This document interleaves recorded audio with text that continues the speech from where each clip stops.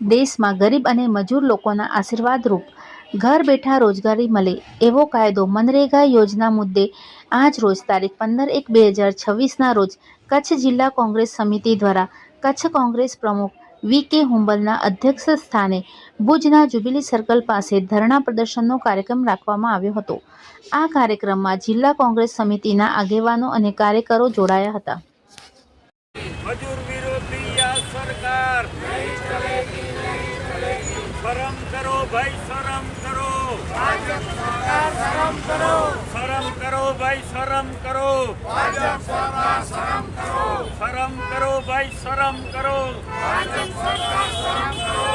उद्योगपतियों की ये सरकार नहीं चलेगी, नहीं चलेगी। उद्योगपतियों की ये सरकार नहीं चलेगी, नहीं चलेगी। अदानी नी या सरकार नहीं चलेगी, नहीं चलेगी। अदानी नी या सरकार नहीं चलेगी, नहीं चलेगी। अंबानी नी या सरकार नहीं चलेगी, नहीं चलेगी। अंबानी नी या सरकार नहीं चलेगी, नहीं।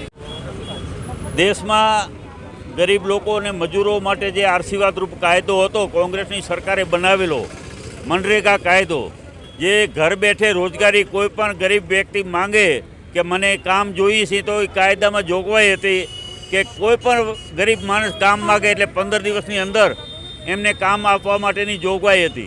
परंतु अत्यारनी जे भाजपनी सरकार केंद्र में बैठी है ये गरीबों ने मजूरनी विरोधी सरकार है। ये कायदानो आखो नाम ज बदलावी नाख्यो, रूपरंग बदलावी नाख्या, जे एमां जोगवाई हती बधुं बदलावी नाख्युं। अने हवे जे कायदो गरीबों माटे हतो कि जे आशीर्वाद रूप हतो कि घर बैठे रोजगारी मळे, कोरोना ज्यारे आव्या आखा देश में ज्यारे उद्योगों बंद थई गया, लोको बेरोजगार बनी गया, बधा मजूरोने छूटा करी देवामां आव्या, बधा पोतपोताना वतनमा घरे गया, त्यारे आ कायदो बधा माटे मजूरो गरीब लोको माटे खूब आशीर्वाद रूप बन्यो हतो अने एना मार्फते रोजगारी मळी अने भारतनुं आ देशनुं अर्थतंत्रने धबकतुं राख्युं। अने ई कायदो अत्यारे आ नरेन्द्र मोदी बदलावी नाखवा मांगे छे। मनरेगा कायदो एटले महात्मा गांधी जेमने आ देशनी आज़ादी अपावी, जेमने आपણા દિલમાં જેનું સ્થાન છે, જે આપણા રાષ્ટ્રપિતા તરીકે આપણે એમને સન્માન આપીએ છીએ, એ મહાત્મા ગાંધીનું પણ નામ બદલાવી નાખવા માંગે છે।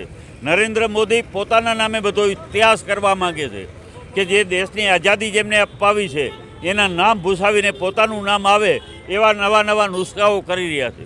થોડા સમય પહેલાં આપણે અમદાવાદમાં જોયું કે મોઢેરા જે સ્ટેડિયમ હતું ક્રિકેટ સ્ટેડિયમ જેમાં સરદાર વલ્લભભાઈ પટેલના નામથી જોડાયેલું હતું, સરદાર વલ્લભભાઈ પટેલનો આ દેશની આઝાદીમાં એટલો જ રોલ છે, એનું નામ ભૂસાવી અને પોતાનું નામ નરેન્દ્રદાસ દામોદરદાસ મોદી આવું નામ અત્યારે ક્રિકેટ ગ્રાઉન્ડ ઉપર લખાવી નાખ્યું। વિચાર કરો કેટલા મહત્વાકાંક્ષી માણસ છે। અને કાયદો જે બદલાવી નાખ્યો એને લઈને જે ગરીબોને અધિકાર હતો કામ મેળવવાનો એ અધિકાર જ ઝૂંટવાઈ જશે। અને નવા કાયદામાં એવી જોગવાઈ કરી છે કે કેન્દ્ર સરકારના એમાં પહેલાં જે 90% હતા, 10% રાજ્ય સરકારના હતા, નવા કાયદામાં એવી જોગવાઈ કરી કે 60% કેન્દ્ર સરકારના, 40% જે તે રાજ્ય સરકાર એમાં રાખે। આપણા જે રાજ્ય સરકારો છે એ પોતાની યોજનાઓ માટે વિશ્વ બેંક પાસે જ લોનો લે, તો આ મનરેગામાં પૈસા ક્યાંથી આપશે?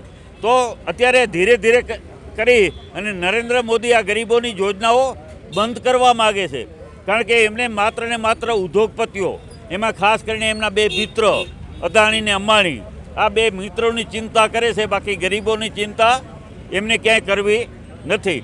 એટલે ધીરે ધીરે આ કાયદો બંધ કરી નાખવા માંગે છે। તો અમારી જે કોંગ્રેસની આ જે લડાઈ છે દેશમાં, આ જિલ્લામાં આપણે ધરણા કરી રહ્યા છીએ, એવા સમગ્ર દેશમાં દરેક જિલ્લા મથકે અત્યારે ધરણાનો કાર્યક્રમ રાખ્યો છે અને આવનારા સમયમાં અમે તાલુકા મથકે ગ્રામ પંચાયત સુધી પણ જવાના છીએ। અને અમારો જે એક જ ઈરાદો મકસદ એ છે કે ગરીબોનો કોઈ પણ અધિકાર છીનવવા નહીં દે, ગરીબો માટેનો કાયદો જે છે એ રદ નહીં થવા દે અને ખાસ કરીને આના માટેની જે લડાઈ લડવી પડશે એ કોંગ્રેસ લડશે।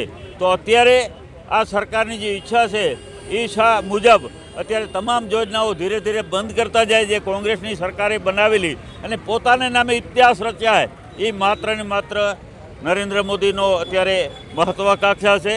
આ સરકારમાં ખેડૂતો દુઃખી છે, ગરીબો દુઃખી છે, યુવાનો દુઃખી છે, મહિલાઓ દુઃખી છે। ને આ મનરેગા કાયદાથી તો બહેનો માટે પણ ખૂબ આશીર્વાદરૂપ હતો કે ઘર બેઠે જ્યારે પણ માગે, જ્યારે એને સમય મળે ત્યારે એ કામ કરી શકતા, કામ માગી શકતા, એને અધિકાર આ સોનિયાજીએ અપાવ્યો હતો.